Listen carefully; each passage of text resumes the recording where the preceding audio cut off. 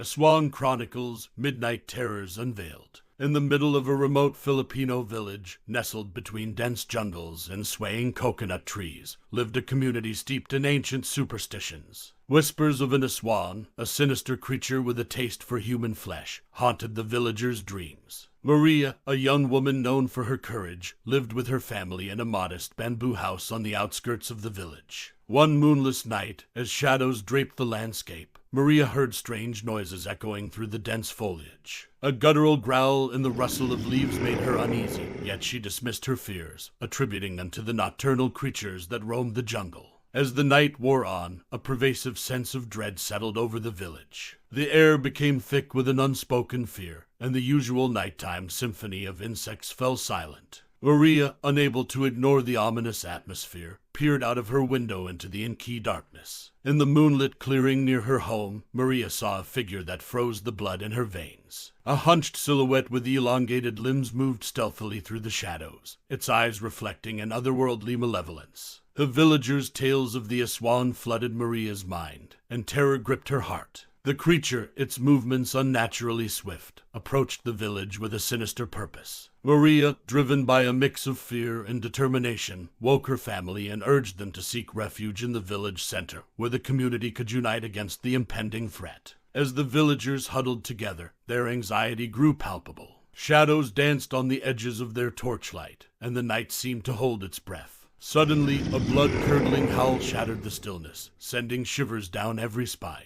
The aswang, now revealed in the flickering torchlight, stood at the edge of the village. Its eyes glowed with an insatiable hunger, and its elongated tongue flickered out, tasting the air for the scent of its prey. Panic swept through the villagers as they realized the ancient tales were no mere folklore. Maria, fueled by a surge of courage, stepped forward. Armed with a blessed talisman passed down through generations, she confronted the aswang with a determined gaze. The creature hissed and recoiled, temporarily repelled by the ancient magic woven into the talisman. Seizing the moment, the villagers rallied, brandishing torches and chanting incantations to protect their community. The aswang, unable to withstand the combined force of their belief and determination, slinked back into the shadows, retreating into the depths of the jungle. As dawn painted the sky with hues of pink and gold, the village stood united against the malevolent force that had threatened to consume them. Maria, hailed as a heroine, knew that the tales of the aswang were not to be taken lightly. The ancient creature may have retreated for now, but the villagers understood that the boundaries between the supernatural